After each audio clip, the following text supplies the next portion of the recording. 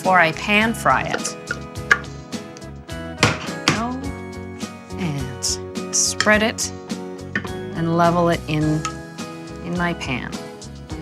And it needs a couple hours, about 2 hours to chill.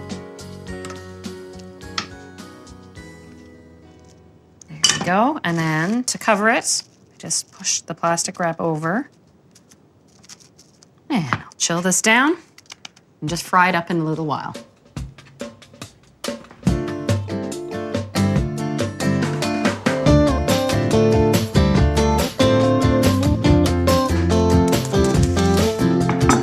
Boy, that panisse sets up quite firmly when it comes out of the fridge. I do like to give it 2 hours.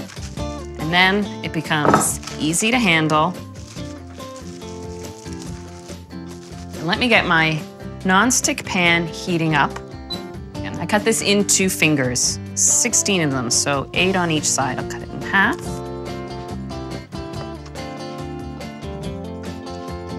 The panisse is fully cooked. All I need to do is warm it through. So with some extra virgin olive oil in my pan, just crisp up the outside until it's golden. Okay.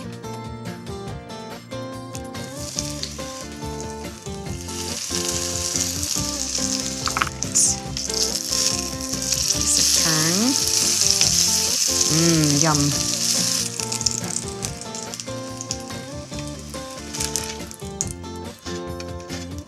Ready to enjoy.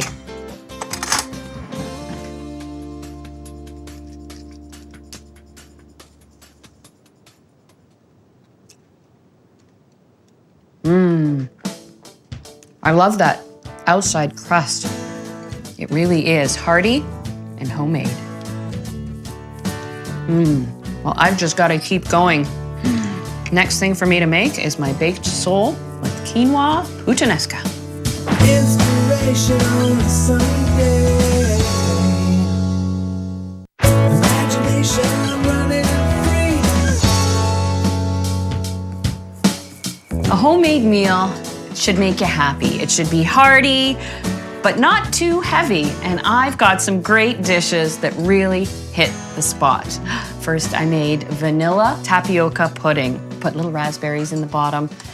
Dainty and delicate, but light and easy to make too. Then there's the herbed panisse with salsa verde. Oh, little fingers of chickpea flour with that herbaceous dipping sauce. And now I'm about to get into my baked sole with quinoa puttanesca. And yes, I am speaking English, but I'm cooking quinoa, which is an ancient grain. And it's fantastic. It's a complete protein, it's gluten-free, and honestly, it's easier to cook than rice or potatoes. And I've got 2 varieties here, white and red quinoa. I'm gonna return my water to a boil, and I'm gonna cook half a cup of each. What is important is to give them a good rinse before you add them to boiling water. There we go. I've got a pot of vigorously boiling water. So just like pasta, you salt it right before you add your quinoa. And I let it just boil away vigorously for 12 minutes. While that's cooking, I'll start on my baked sole dish.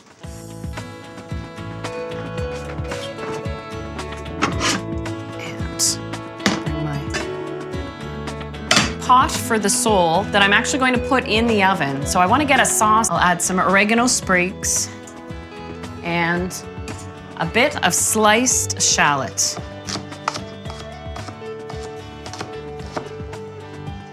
As this comes up to a simmer, I'll just add this and let the flavor cook out a little bit while I get my fish ready. I've got sole right now, and I'm actually going to take the time to roll up the fish. And to keep them fastened, I just pierce it through with a toothpick. Of course, I'll be sure to pull that out before I serve it. And I'm rolling the skin inside.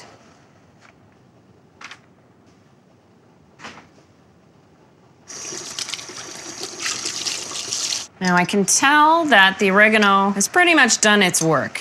I'll shut off the heat. Now I can drop in my sole pieces. It's amazing how 3 simple ingredients can smell so good. A little sprinkle of salt over top, a little black pepper. Just 1 little bit of butter. I've preheated my oven to 375. And I'll give this a good 15, more like 18 minutes in the oven. And when it flakes, when I touch it gently, then I know it's done.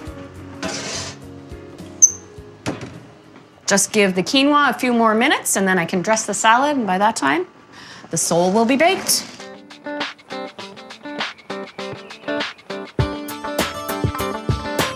Look at how the quinoa has changed. You can see the little curly cues come out, and just like pasta, I just give it a taste for doneness, and it does have a little pop to it. Strain this. And I like to give the quinoa another rinse now. Now, for all those flavors that distinguish a puttanesca. The first, roasted pepper. And all I did to roast these peppers was put them whole in a 400-degree oven for 15 minutes. Then I popped them into a bowl, cover it with plastic wrap, and let them sweat until they cool to room temperature. And then the skins and seeds just come right off. As the roasted pepper sits, you get a little juice coming out of it. Oh, there's so much sweet flavor in that. I'm adding that into the quinoa. And now I have a mix of olives, pitted, green, and Kalamata. But what I like to do before I chop my olives is actually, they're pitted, but I cut them in half first, and that helps prevent them juicing out at you. And add a little oregano and a little chopped parsley.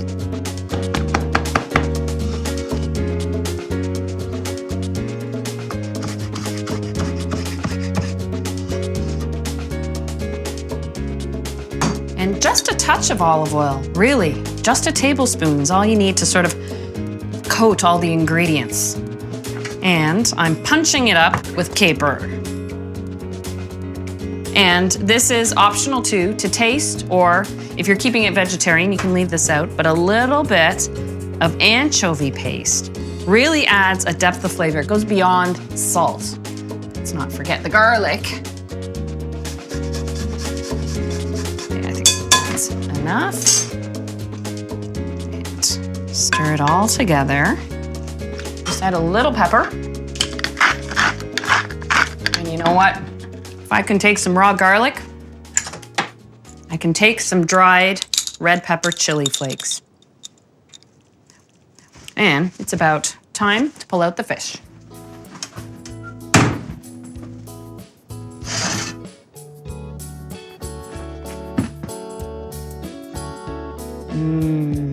That smells divine.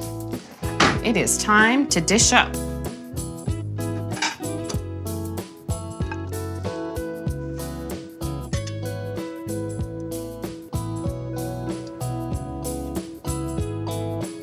Go. And just a little spoonful of that extra.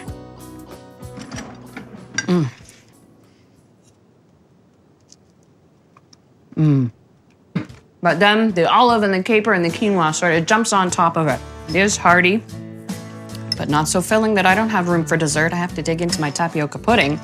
And for fun, I'm gonna make a honeydew matcha tea bubble tea. Inspiration on a sunny day. Imagination running free.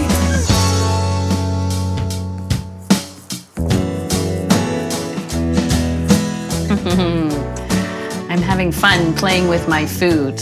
And it was fun making the vanilla tapioca pudding, but tapioca comes in many different forms. And bubble tea, boy, that's fun with tapioca. This is giant pearl tapioca. It comes like this, and what you do is you cook it in vigorously boiling water for at least 15 minutes until you get just that tiny little white dot in the middle. It should look almost clear. Drain it, and then I just simply toss it in a simple syrup. Equal parts of sugar and water cooked together. So I've got 2 cups of ripe honeydew melon. Get the juice in there and everything. And a little bit of lime zest for flavor. A couple tablespoons of honey to sweeten it. And matcha green tea powder. And you can find this at Asian food stores, also at tea shops too. And it's a very fine powder that you add directly to either steamed milk for a hot green tea, or I'm adding it right here. It's that flavor you know if you've ever had green tea ice cream. This sort of has that same character. Give this a little whir.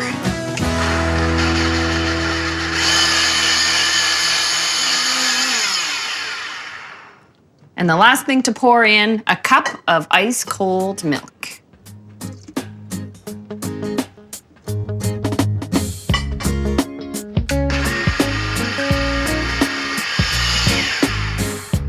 There we go. Now, to build the bubble tea, a couple of spoonfuls of these cooked tapioca pearls right in the bottom of the glass.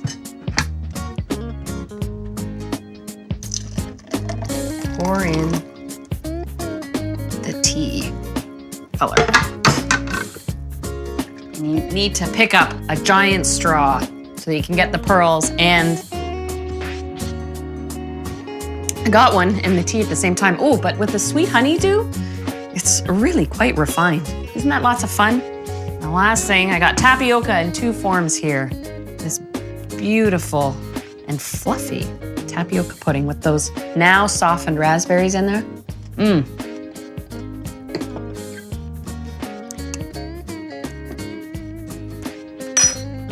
Well, whatever you make, it should be happy, it should be hearty, and it should be homemade. She's got imagination like a bubble's stuck in my straw.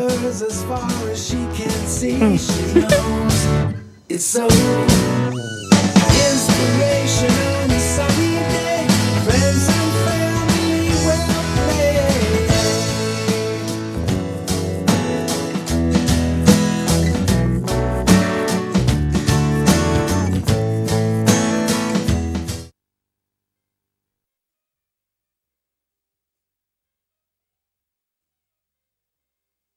I have a confession to make. I cannot get through the day without a little bit of cheese. Okay, a lot of cheese. She's got imagination running free. Colors as far as she can see. She knows it's so inspiration on a sunny day. Friends and family will play.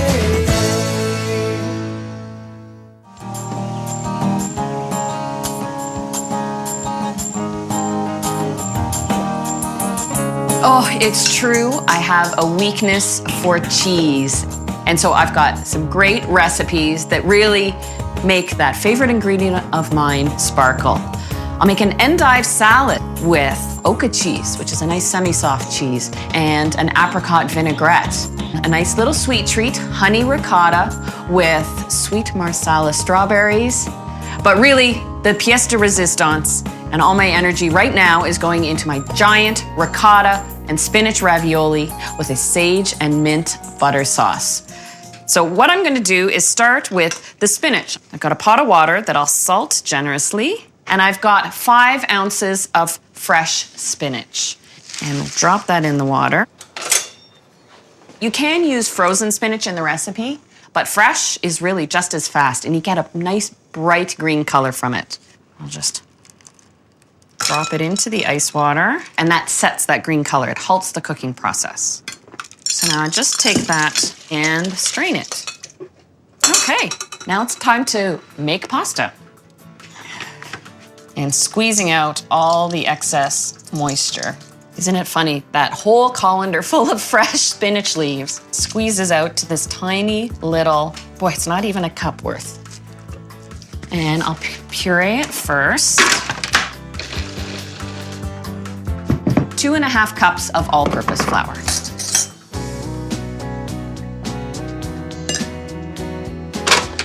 While that's mixing, I'll add ½ teaspoon of fine sea salt. And now I'm ready to add the eggs. Room temperature eggs are important, I find, to get the proper consistency in the pasta dough. And there we go. See how it looks dry and crumbly? But wait till I turn it out and you'll see how it comes together. So I have to give this time to rest in the refrigerator. Just wrap that up. While that's resting, I can get started on the ricotta filling.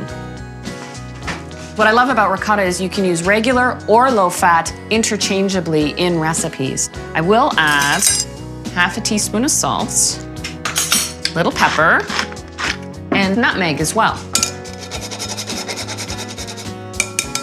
For that cheesy oomph, I'm going to add Parmesan cheese, about half a cup.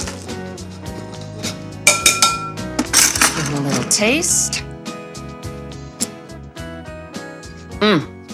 I could just sit down with a bowl of this. So I can add my egg, which will hold the filling together. And I'll keep this in the fridge while I let my pasta rest.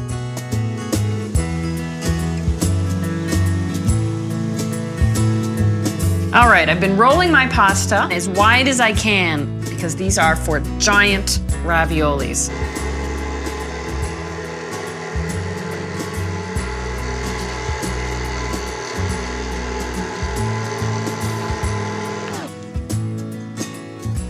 Now, instead of making 50 little delicate ravioli, I actually want about 3 or 4 per person of giant ravioli. And I'm gonna make 3 first. There we go. Now I'm ready to fill the pasta. I've got the ricotta Parmesan filling, and I don't have to be dainty at all here. Generous spoonfuls of the filling. And I spread the filling out. And all I have to do to make the pasta stick to each other, to enclose the ravioli, is brush just a little bit of water just on the outside. And you want to press starting from where the ricotta ends to try and push out any air bubbles that might be in there. This is the Papa Bear ravioli. We've got Baby Bear and Mama Bear. Now to make the sage butter to go with it. And it really is simple. I'll just start with a big spoonful of butter, just a sprig of sage. What I like to do is actually infuse the sage flavor into the butter, and then I'll pull it out so I get a subtle addition of sage flavor, and I'll sprinkle just a touch of it on top at the very end, and a couple of mint leaves. What I'm doing is making a chiffonade, an actual ribbon cut of the herbs. I'm not just roughly chopping them. Now my water's boiling. I'll add a generous salt to the pot and drop in the pasta. The nice thing about cooking fresh pasta, it takes less than 2 minutes to cook. All right, just one little coat.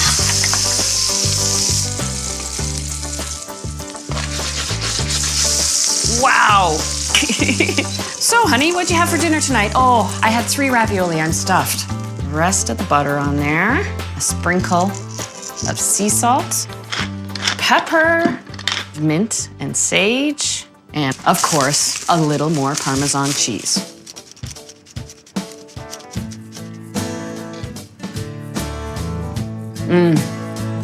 Well, after a pasta dish like this, you know what I need? A nice salad. An endive radicchio salad with apricot vinaigrette and oca cheese. Imagination running free. Inspiration on a Sunday. I am clearly in a cheesy mood because everything I'm making has cheese in it, including the salad. An endive and radicchio salad with oca cheese and an apricot vinaigrette. And this is my take on cheese course meets salad. But I'll start with the vinaigrette. I've started by soaking 4 dried apricots in a little warm water. I actually want to set aside some of it because the water's picked up some of that apricot flavor. But I might as well work in, while the apricots are still a little warm, a little more flavor. A little bit of lemon zest. Instead of a wine vinegar or a balsamic vinegar in the salad, I'm just simply going to use lemon juice. I'll just strain the lemon juice into my bowl here, and a little bit of mustard. A classic vinaigrette has a bit of Dijon mustard. You can use powdered if you wish. And its function isn't just that little nip of flavor, but it actually binds the acidity to the oil, so you get a creamy textured dressing. And in this case, I'm using extra virgin olive oil. But before you add the oil, you have to whisk the mustard into the vinaigrette. And then a slim stream. Since I've only added a 2-to-1 ratio, so essentially a lot less oil than a traditional vinaigrette, I need to replace that. I actually want to lighten up the dressing. So I replace a few tablespoons of oil with simply a few tablespoons of water. Stir in those apricots. Look at that beautiful apricot colored dressing. A little salt and pepper. And I put in a few chopped chives. Give these just a quick little rinse.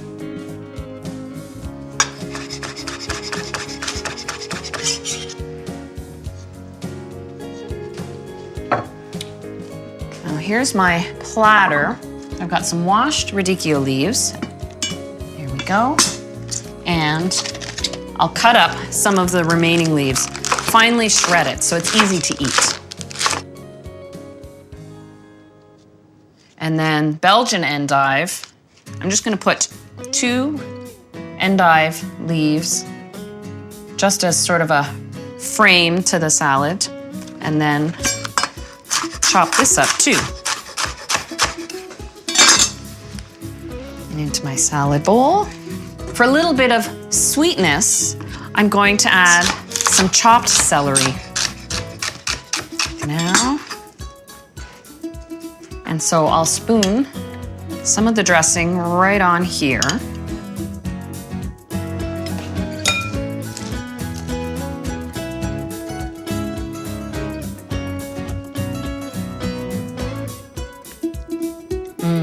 Now it's time to add the things that I like on the cheese plate. Pear complements just about any variety of cheese. And I love pear in a salad.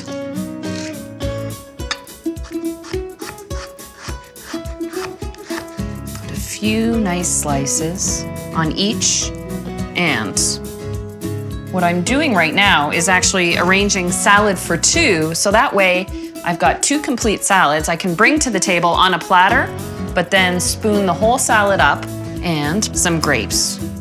But to make them easier to eat in a salad, I like to cut them in half, and that way they take on some of the vinaigrette flavor too.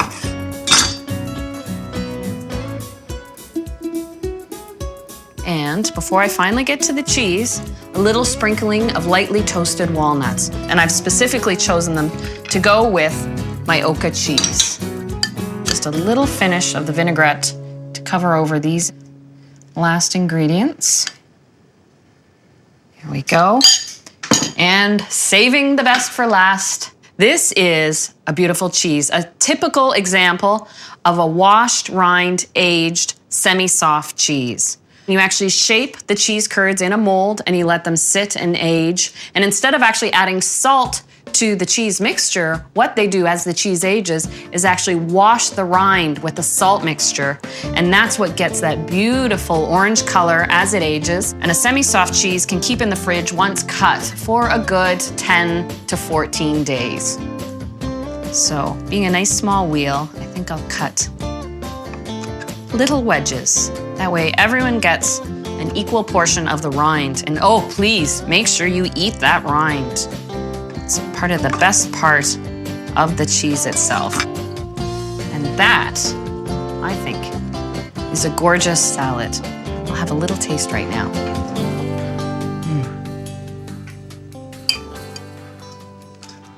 Okay, and a giant piece of cheese.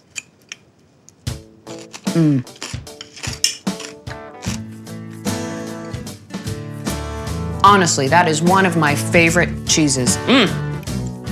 Well, you'd think that'd be enough cheese for me, but you know what? I'm in the mood to cook some more. Cheddar. Imagination running free. Inspiration on a sunny day.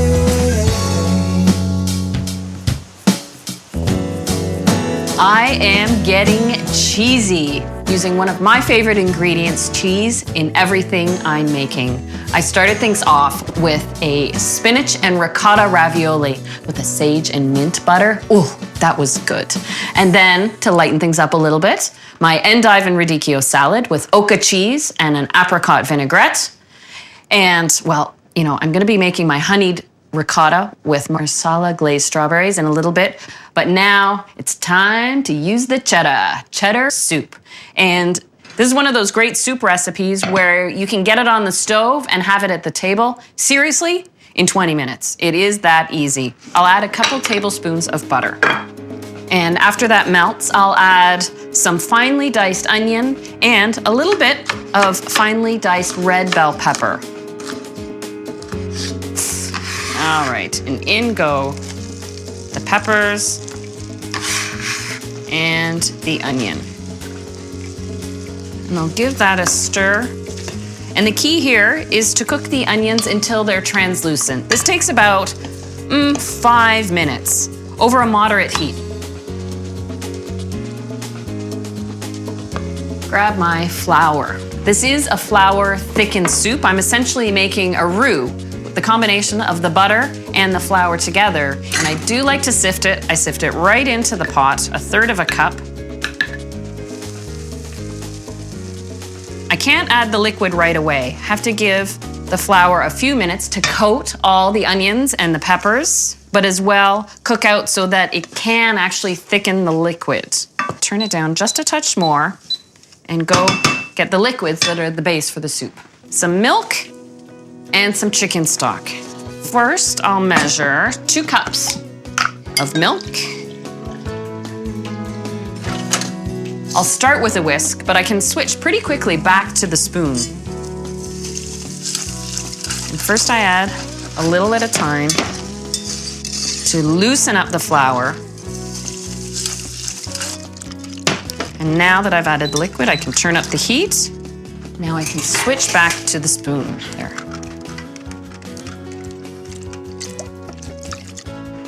And as well, 2 cups of chicken stock. Actually, this recipe makes a great cheese sauce, but what I do is skip the chicken stock and you end up with a big batch, mind you, but a great cheese sauce. I'll give this a cover.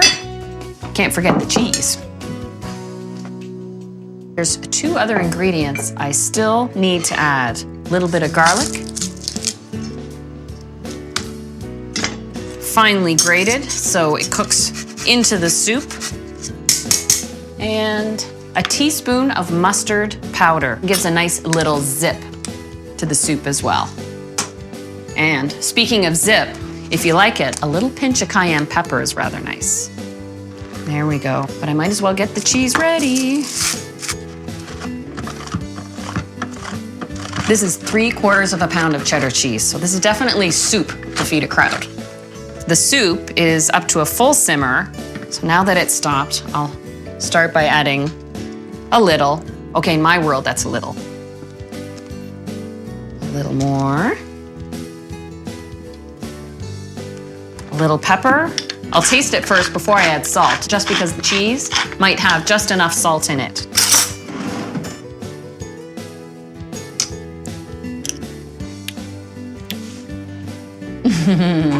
That does not need a thing.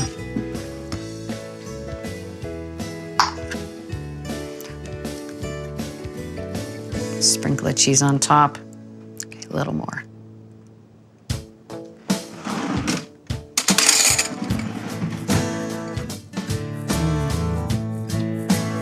Well, this will get me in the mood to make a little dessert. My honeyed ricotta with marsala glazed strawberries. But first, I need to be alone with the soup. Imagination